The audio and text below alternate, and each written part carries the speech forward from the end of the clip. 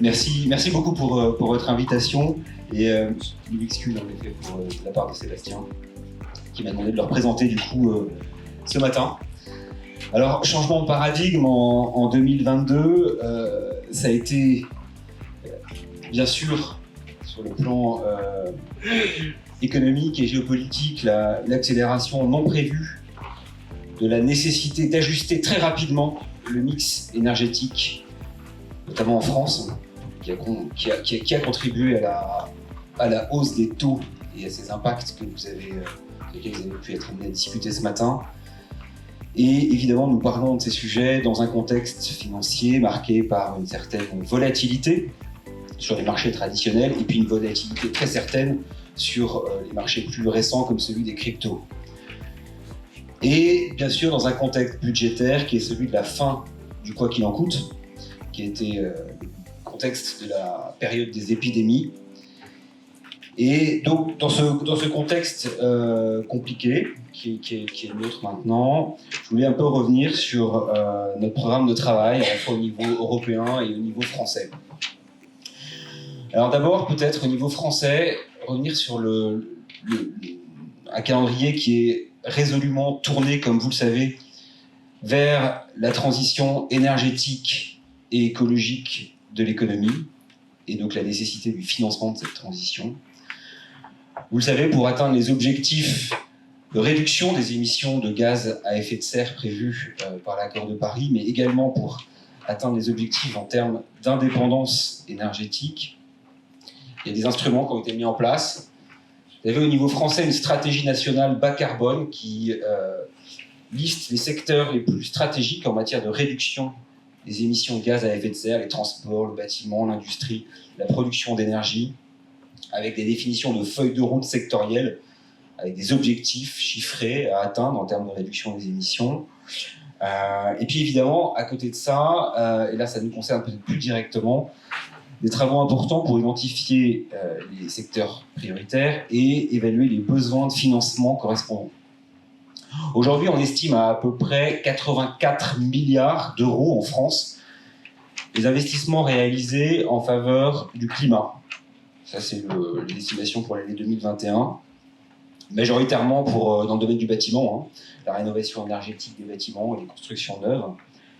Et un consensus se dégage entre les différents experts sur le fait que si on veut atteindre nos objectifs en termes de réduction des gaz à effet de serre et d'indépendance énergétique, eh bien, il y a une nécessité d'investir, par rapport à ces 84 milliards, entre 20 et 70 milliards d'euros en plus et par an dans la transition énergétique. Les transports représentant une part importante, presque 30 milliards, et la rénovation énergétique des bâtiments entre 10 et 20 milliards.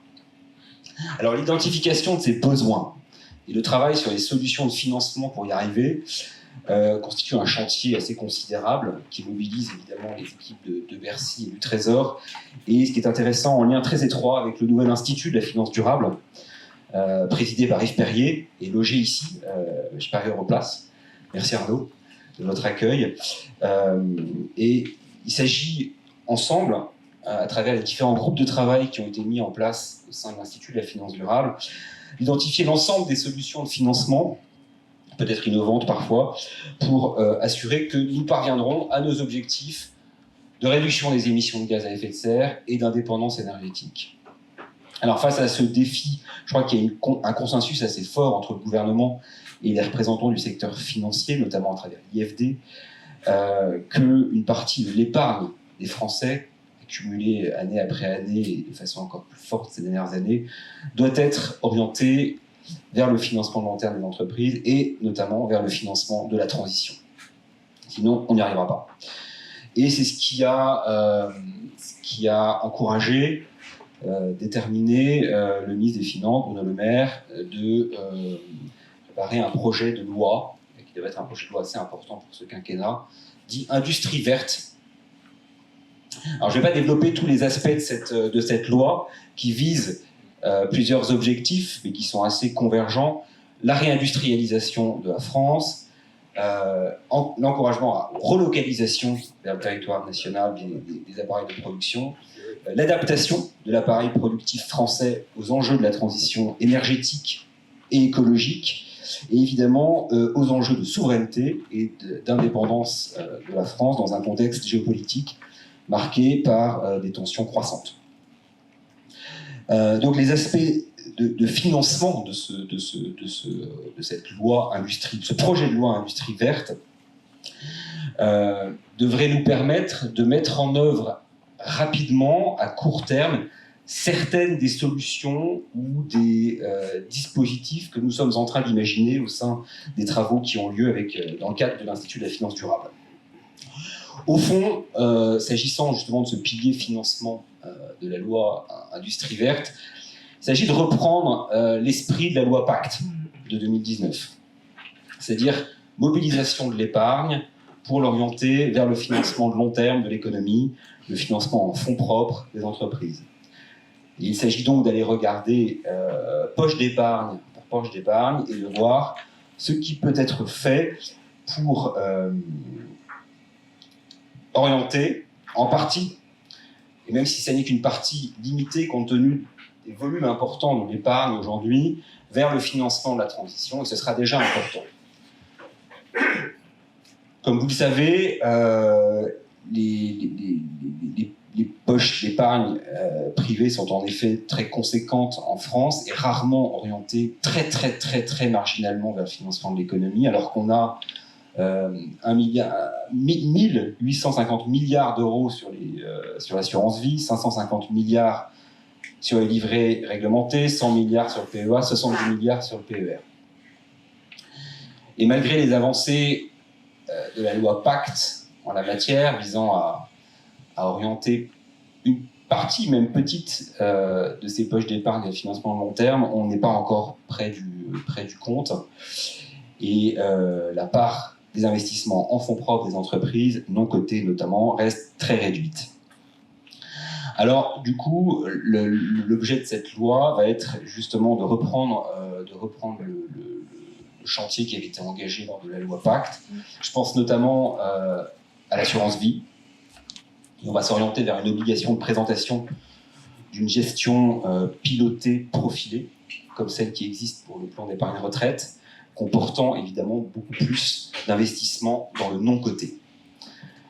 Il y a également des travaux sur un plan d'épargne dédié et des travaux, évidemment, je ne vais pas tous les mentionner, mais des travaux aussi, c'est un point important pour identifier, pour favoriser l'identification des investissements utiles à la transition et à la réindustrialisation, ce qui suppose une rénovation du paysage des labels, qui sont, on le sait, un instrument efficace et fiable de fléchage de l'épargne. Alors ça, c'est le projet Industrie verte. Donc il y a ce qui va être mis dans le projet de loi, et puis il y a les chantiers de plus moyen long terme sur lesquels nous sommes en train de travailler au sein de l'Institut de la finance durable, en collaboration avec toutes les parties prenantes de la place.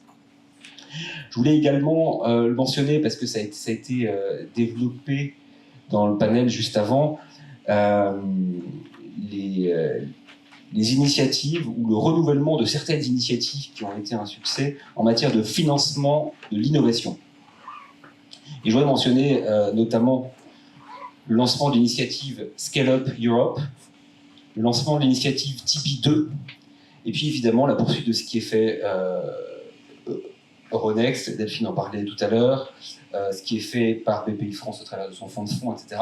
Mais ce qui est important de voir, c'est que tous ces efforts visent un objectif qui est, je crois, le même, fondé sur un diagnostic quand même assez largement partagé, qui est celui de la nécessité de structurer l'offre de financement dédiée et favoriser la constitution de fonds disposant de la taille critique et des compétences critiques pour accompagner la montée en puissance des startups parvenues ou sur le point de parvenir au stade scale-up et favoriser le passage à l'échelle, et notamment sur le plan de production, sur le plan industriel de ces entreprises innovantes. Alors, je parlais de ces initiatives. Scale Up Europe. Scale Up Europe, au fond, ça ressemble un peu à l'initiative Tipeee, mais elle est projetée au niveau européen. Elle résulte d'une initiative prise par le président de la République il y a un peu plus d'un an, au début de la présidence française de l'Union européenne, Et ce sont plusieurs pays européens qui se sont regroupés pour contribuer ensemble à un fonds commun qui sera géré par le Fonds européen d'investissement et qui aura pour vocation de fonctionner en fonds de fonds et de financer des fonds qui justement auront en tête cette taille critique et qui seront en mesure de financer le passage à l'échelle de start-up innovantes et de start-up orientées vers la production industrielle dans l'Union européenne. Donc cette initiative, elle est notamment portée par la France, l'Allemagne et l'Espagne. Lancement de l'initiative TIBI2, fondée sur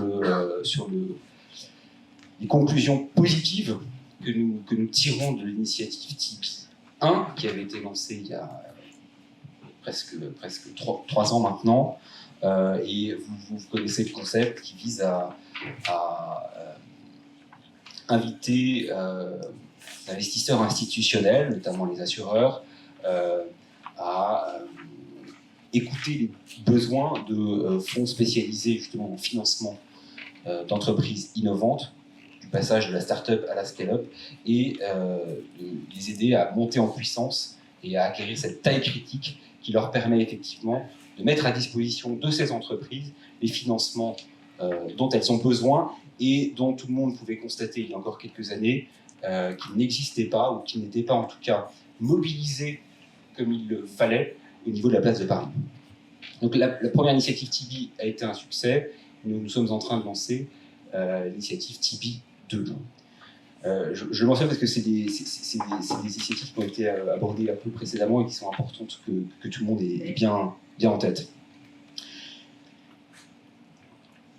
Je voudrais peut-être ensuite enchaîner sur le programme de travail européen. Vous savez qu'on est évidemment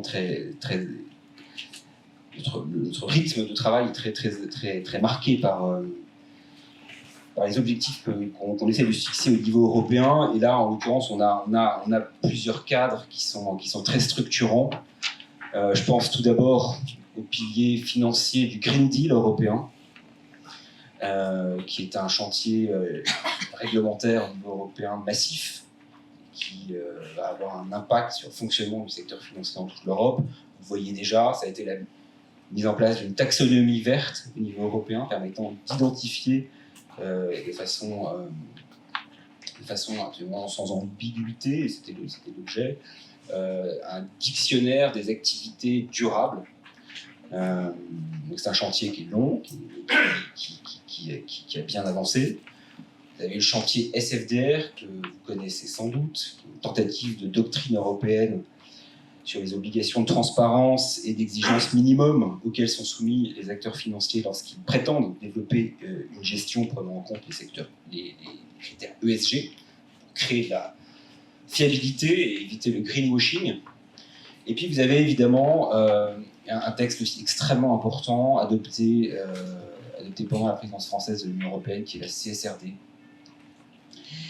qui, là aussi, un texte aux enjeux massifs, puisqu'il s'agit de mettre en place au niveau européen, pour près de 50 000 entreprises européennes, un reporting de durabilité, c'est-à-dire un reporting standardisé sur l'ensemble des facteurs ESG. Donc là, on se met d'accord au niveau européen sur ces standards de reporting, et les reportings de durabilité devraient désormais rejoindre les états financiers au rang des éléments systématiquement reportés par les entreprises, qui va permettre de disposer de données sur l'ensemble des facteurs ESG, notamment les sujets climatiques, qui seront standardisés, qui seront audités, qui seront comparables, qui permettront d'objectiver beaucoup des enjeux auxquels nous sommes confrontés aujourd'hui. Ce qui représente évidemment pour les entreprises, et c'est pas du tout sous-estimé, un enjeu majeur d'appropriation de nouvelles obligations de reporting, et qui vont du coup être mises en place de façon échelonnée sur les 5-6 années à venir. La présidence française de l'Union européenne a été l'occasion effectivement d'avancer sur beaucoup de chantiers, et une des avancées importantes que je voudrais également signaler, même si elle est peut-être moins au cœur des préoccupations de cette matinée, c'est la réglementation des cryptos. Puisque nous avons adopté sous présidence française le premier règlement international en matière de crypto, qui est le règlement MiCA, qui vise à mettre en place au niveau européen, et pour la première fois dans le monde, des règles fondamentales en matière de protection des consommateurs, en matière de gouvernance des entreprises crypto, et des règles qui visent essentiellement à assurer la protection des consommateurs, évidemment, et la stabilité financière, d'autre part. Je pense que le texte est un bon texte. Une partie des dérives qui ont été observées en matière crypto ces derniers mois, hors de l'Union européenne, n'aurait sans doute pas été possible avec la mise en œuvre du règlement MiCA. Je pense notamment à toutes les règles qui vont désormais, dans l'Union européenne, régir le fonctionnement des stablecoins. Puisque les émetteurs de stablecoins sont obligés de constituer une réserve, un pour un stablecoin émis, 1 euro mis en réserve, qui devrait garantir en partie la solidité du système. Je voudrais enfin conclure sur un chantier que vous connaissez mieux, qui est le chantier que vous connaissez mieux, mais que personne ne connaît bien parce qu'il est difficile en fait à saisir et à conceptualiser. C'est celui de l'Union des marchés de capitaux, bien sûr. Chantier toujours remis sur le métier depuis plusieurs années. C'est un peu un slogan. Et derrière, il y a des textes très, très, très concrets, avec des objectifs qui ont pu être un peu variables, mais s'agissant du gouvernement français, en tout cas, et je pense que sur ces objectifs, on est de plus en plus en train de converger, notamment avec nos interlocuteurs allemands, sur les objectifs qui doivent être poursuivis. Pour nous, c'est très clair. Il s'agit, à travers tout ce qu'on va pouvoir faire dans ce cadre-là européen, d'élargir et de développer les instruments de financement des entreprises européennes et de développer ce financement par les marchés. En partant du principe que si l'on regarde ce qui se passe aux États-Unis, le niveau très élevé de l'épargne en Europe, le niveau très élevé de la fragmentation du marché européen, il y a beaucoup de marge de progrès. Et on ajoute évidemment, dans le contexte géopolitique qu'on connaît, l'objectif de souveraineté, l'approfondissement du marché financier européen. C'est un axe majeur du renforcement de la souveraineté, de l'autonomie stratégique européenne. Ce qui ne veut pas dire d'ailleurs que notre intérêt pour attirer les investisseurs et les instruments financiers étrangers faiblit, mais ce que ça veut dire, c'est qu'on veut qu'ils s'installent ici, en Europe, et en priorité, si possible, à Paris. Et ça veut dire que, à côté de cette politique d'attractivité, on souhaite également renforcer une politique de compétitivité de l'ensemble des acteurs du secteur financier européen, avec, j'entends souvent, et c'est une bonne idée, un test systématique de compétitivité utilisé pour passer au crible l'ensemble des projets de textes proposés par la Commission européenne. Alors, s'agissant justement de ce programme Union des marchés de capitaux, ça c'est les objectifs. Concrètement, qu'est-ce qu'on a fait récemment, qu'est-ce qu'on s'apprête à faire? Alors, on a adopté un règlement important que vous connaissez peut-être moins, qui est le règlement LTIF, qui vise à développer des véhicules d'investissement de long terme, passeportés, ouverts aux investisseurs particuliers et investis en grande partie dans le non-coté et les infrastructures. Je pense que c'est un instrument qui peut être un instrument très utile, à la fois d'élargissement de l'accès au capital investissement, de mise en place de véhicules puissants au niveau pan-européen, de capacité de financement importante, et un véhicule d'épargne qui manquait sans doute dans le paysage des véhicules d'épargne européens et français. Et on souhaite évidemment que Paris devienne la place de référence des actifs, et on va s'atteler à cette tâche. Alors vous savez, certains connaissent bien ce texte, le règlement de directive MiFID II est également en cours de révision. L'un des objectifs prioritaires pour les mois à venir dans le cadre de cet agenda CMU, Union des marchés de capitaux, ce sera pour la France et pour l'Allemagne l'accélération de tout ce qu'on peut faire en matière de renforcement et de développement de la titrisation en Europe. C'est difficile parce que beaucoup d'États membres, beaucoup de parlementaires européens y sont opposés, mais on est absolument convaincus que ça doit être une priorité absolue de l'Union des marchés de capitaux pour élargir justement les poules de liquidités dans l'Union européenne et donner de l'oxygène aux banques européennes.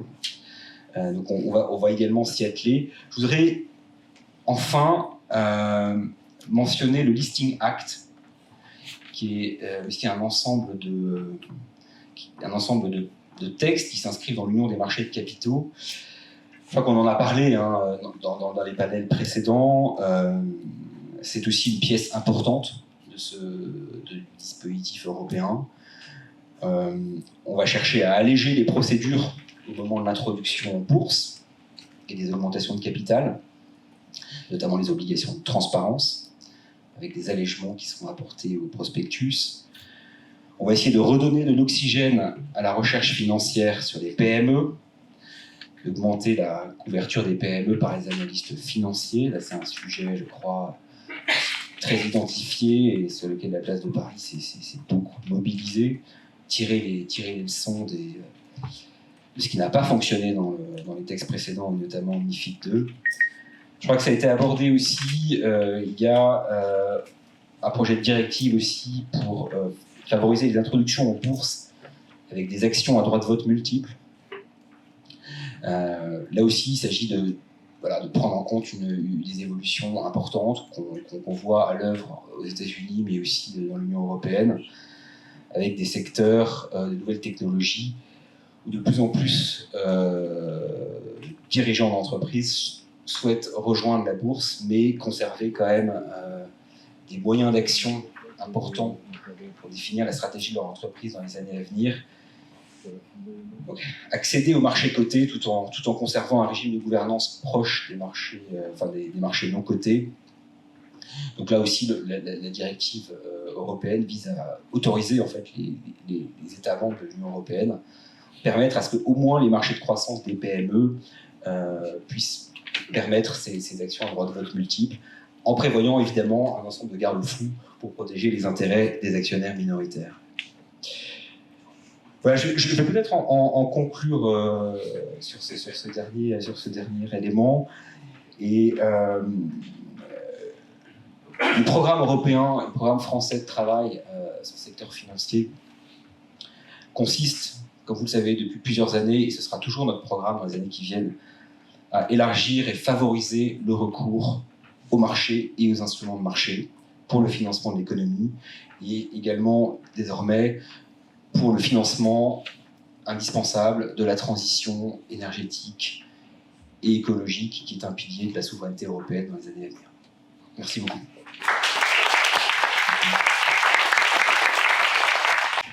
Merci beaucoup Pierre de cette vision panoramique des objectifs à la fois français et européens en matière de financement de marché. Je crois que vous avez achevé de convaincre tout le monde que, en tout cas dans ce domaine, il n'y aura pas de chômage technique et que nous avons encore tous, les uns et les autres, fort à faire. En tout cas, du côté de l'Observatoire, nous vous remercions d'avoir participé. Karim Zinedine, délégué général de l'Observatoire, et moi-même vous remercions d'avoir participé à cette conférence. Remercions également tous les intervenants et écoutez, en tout cas, à l'année prochaine. Merci.